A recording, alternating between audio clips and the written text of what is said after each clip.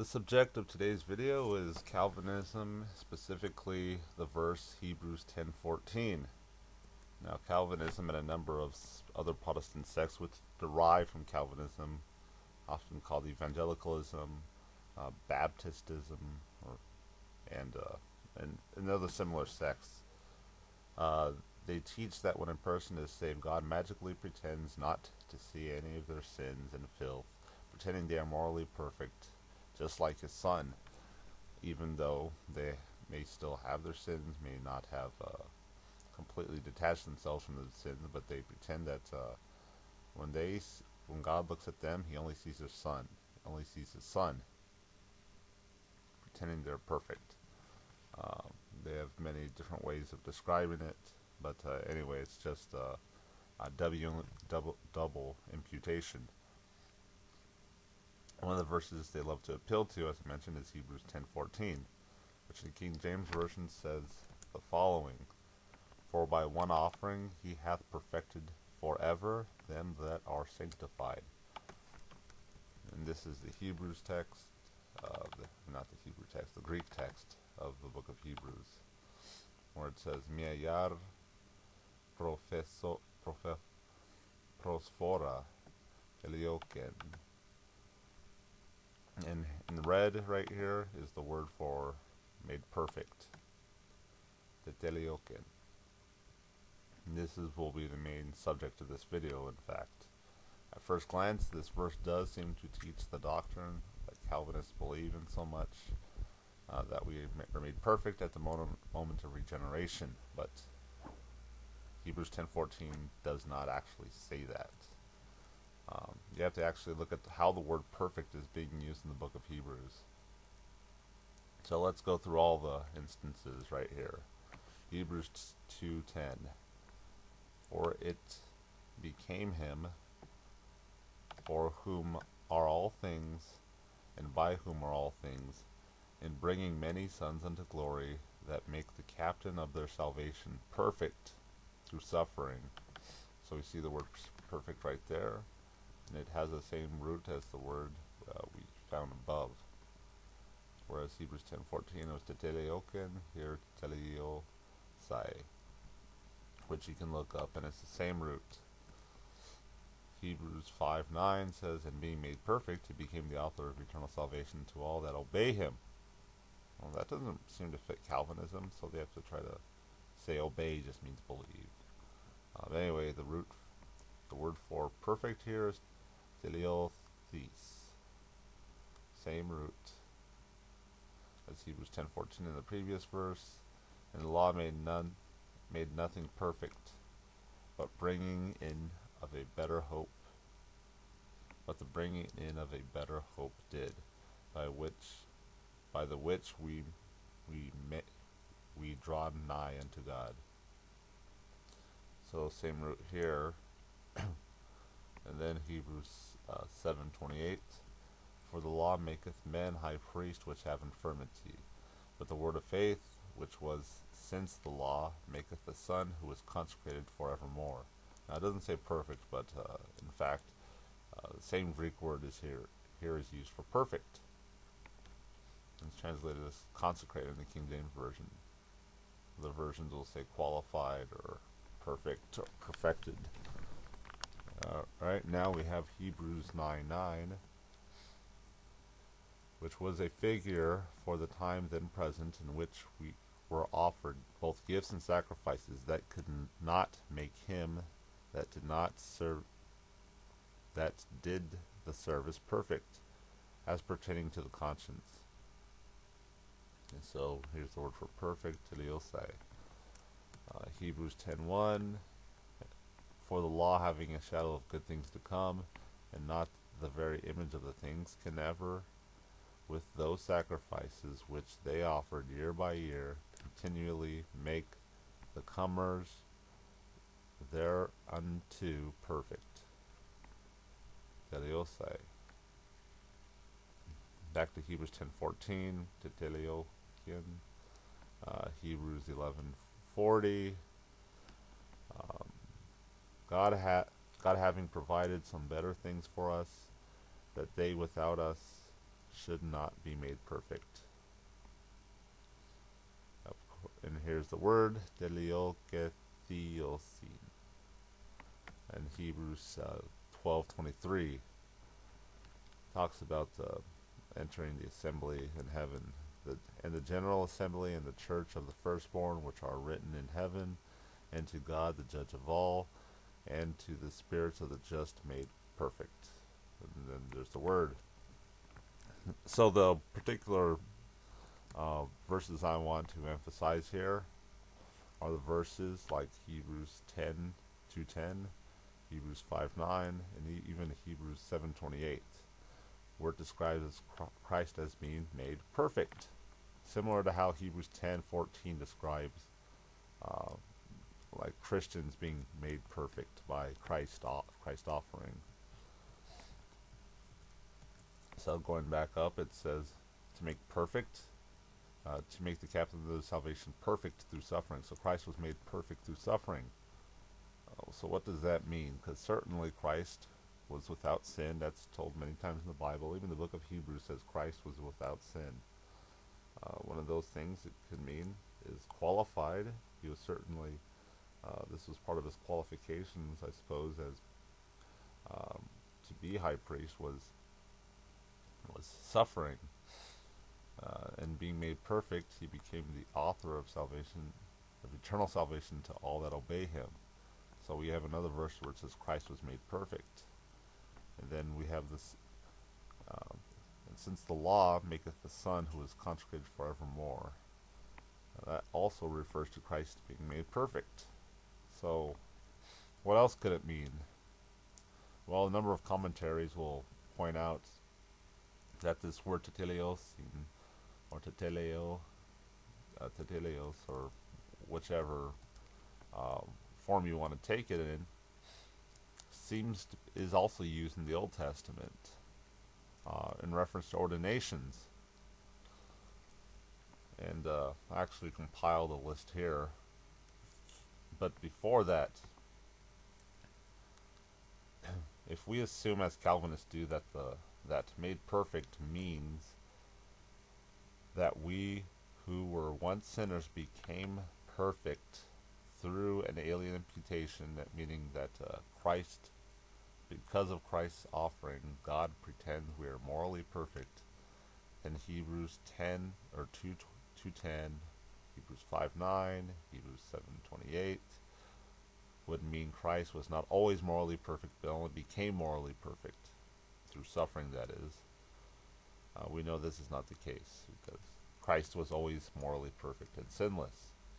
So my position is that Hebrews 10:14 would imply that those other verses about Christ mean he's a sinner, which is blasphemous. But anyway, so when Hebrews says made perfect in these verses, it means made consecrated, ordained. And in fact, one of those verses I mentioned earlier, Hebrews 7:28, has the same Greek root word, but the King James translates it as consecrated. So what's stopping us from translating like Hebrews 2:10, 5:9, 7:28, 10:14 as consecrated? In fact, some versions do. Other versions I've seen say qualify, like the New Living Translation, which is not literal, but to go by understanding. In fact, many lexicons by Protestants, such as Strong's, do have the consecrated meaning listed. Though Strong seems to be largely based off the King James. He says consecrated, finish, fulfill, perfect, consummate, accomplish, complete. And this is the Strong's number. I should also mention the number of commentaries note that the word perfect may have a technical meaning that's related to the Septuagint. Teleos is, in this view, may be an ellipse of the phrase found particularly in the Torah for the ordination of priests, which is filling of hands. The word filling there in the Septuagint is the same word, root word I should say, found in the book of Hebrews for perfect. It's right here, teteliosis, and it's used a couple dozen times in the Old Testament. But unlike the book of Hebrews, it's typically followed with or the hands of. He perfected the hands of, or filled the hands of. However, Christ did not receive an ordination in this sense because certainly there's no one to ordain him, no man to ordain him, that is. Though some might consider John the Baptist a sort of ordination, but there is really no priest before him that would ordain him. He's called a priest in the order of Melchizedek because he had no priestly genealogy. In that sense, belonged to no priestly tribe, but was nonetheless regarded as a priest by God. So anyway, let's go through the instances in which teteliosis is used within, particularly the Torah. And here's Exodus 29:9, and I'm going off of Net's translation, which is a sort of free Septuagint translation. And gird them with sashes and put on them the turbans, and they shall have a priesthood to me forever, and you shall validate the hands of Aaron and the hands of his sons. And up here is the word teteliosis, das chiras. Validate the hands, or fill the hands, perfect the hands, qualify the hands, whatever you want to call it. Same root. Exodus 29:29, validate their hands, fill their hands, perfect their hands. Teteliosis, das chiras. 29:33, validate their hands to consecrate them. And it says, let's see, teteliosis auton das chiras. 29:53, for 7 days you shall validate, consecrate, whatever, fill their hands. Teteliosemenos das chiras. Let's see, that's Leviticus. Whoops, actually I screwed that one up. It's actually up here. Anyway, now at Leviticus 4:5, and the priest who has his hands validated, teteliosemenos das chiras. Let's see, then we have Leviticus 8:33, we see the same phrase being used, validate, fill, whatever your hands. Exit Leviticus 16, same phrase, whose hands they shall validate to serve as priests. Leviticus 21:10, which is that interesting, it's a variant in the Septuagint, where it has, some versions simply have validate, others will have validate the hands, but either way, the word there is used, which is otherwise translated as perfect, perfected, consecrated, and other translations of the Bible. And then finally we have Numbers 3:3, whose hands whose hands they had validated or filled. Teteliosan das chiras. Anyway, there are a number of instances it appears in the Torah. It appears around a half more dozen times elsewhere in the Hebrew Scriptures. You can look those up, particularly on the Apostolic Bible website, where you can download a translation of the Septuagint, and I think they also have an interlinear.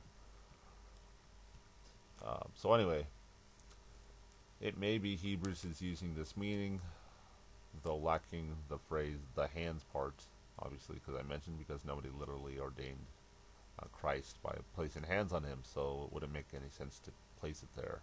Or perhaps it's just an ellipse for the whole phrase. Regardless, the case is when Hebrews 10:14 says, Made perfect forever does not refer to imputed righteousness in the sense of Calvinism, in the sense of alien righteousness, in the sense of double imputation, where God looks at Christ like he's a rotten sinner, and God in turn looks at us like, oh, my beloved son, even though he may not have necessarily repented of sins or anything like that, or reformed. But anyway, but this refers to consecration in Hebrews 10:14, a non-moral perfection, because obviously Christ is called perfect several times in the book of Hebrews. Made perfect. He was made perfect, and being made perfect, he became the source of eternal salvation, and so on. So perhaps it's referring in Hebrews 10:14 possibly to the ordination of, or of a sort, of the priesthood of believers that is referred to in Exodus 19:6, which all Israelites there are called Kohanim. I think I have another video on this. And then it's also, which is quoted by 1 Peter 2:8-9, where it says you're a royal nation, a priesthood, and so on, which Calvinists likewise like to use and pretend that there is no ministerial priesthood in the New Testament either, because it says, well, look, we're all priests, despite the fact that Exodus 19:6 says the exact same thing, yet there were still Levitical priests who function as the ministerial priests. Anyway, finally, I should also note that when reading Hebrews 10:14, Calvinists are awfully fond of reading the King James at this point and ignoring many translations that read the latter half of the verse different. King James and Calvinists read it as having all the sanctification, as if it occurred once and in the past, as we see in King James. And by one offering he hath perfected forever them that are sanctified, which is past tense. At least in modern English, it's completely just past tense. However, some other translations, the NIV, which Calvinists in general and Baptists hate. But anyway, it says, for by one sacrifice he has made perfect forever those who are being made holy. The NLT, who are being made holy. And ESV, which is actually pretty Calvinist friendly, but surprisingly it says those who are being sanctified. I'm sure there's other translations too. Anyway, I also wanted to read what this particular book says, which is the New International Greek New Testament Commentary, the Epistle to the Hebrews by Paul Illingworth, which actually has some positive Calvinist reviews if you actually look at the back, the dust cover of the book. Anyway, here's what it says. Here, as elsewhere in Hebrews C2:10, teleon implies the fulfillment of the Christian goal, namely an access to God which was formerly open only to the high priest. Hebrews emphasizes that the unique priesthood of Christ. And then it quotes the source, and thus does not speak explicitly of the priesthood of all believers, but comes close to doing so here, in language which is not only cultic, but priestly. The perfect tense joins with the following phrase to emphasize the permanent effects of Christ's sacrifice. Isto deni uches. Christ now has continuous and uninterrupted access to the Father and shares authority at his right hand because of his one sacrifice. Christians, though still on earth, shall share in the same permanent access to the Father. Then he has the being made holy part, where he says, the force of the present participle in apparent contrast with the perfect igaremenoi in verse 10 is disputed. It is timeless, so Riggenbach and Bruce, iterative. Those who from time to time received sanctification, unlikely in this context, are durative. Those who are in process of sanctification, so Michael. The most likely explanations, not mutually exclusive, are one, that the author felt that yet another perfect would become redundant, two, that the present was used to balance the previous words, and to avoid the possible implications that Christians had already reached their goal. But so it seemed that this particular author's objection would be translating it as being or made perfect simply as all in the past would imply Christians have already reached the goal. Anyway, it goes on. Sanctification has taken place, but it still remains a task, and that's Brown. The appropriation of the enduring effects of Christ's act is an ongoing present reality. Atklidge, and then Agiazo, and Teleo are, in referring to this verse again, are used interchangeably in Hebrews. And then he quotes this particular source, reads, Anasozomenos, who are being saved here by transcribal error, Attridge, against Hoskier. But anyway, this is what Illingsworth says, and it actually has pretty positive reviews by Calvinist seminaries, or at least Calvinist theologians. Anyway, this is Berhain Selassie, the Orthodox Catholic against Calvinism. Anyway, see you next time.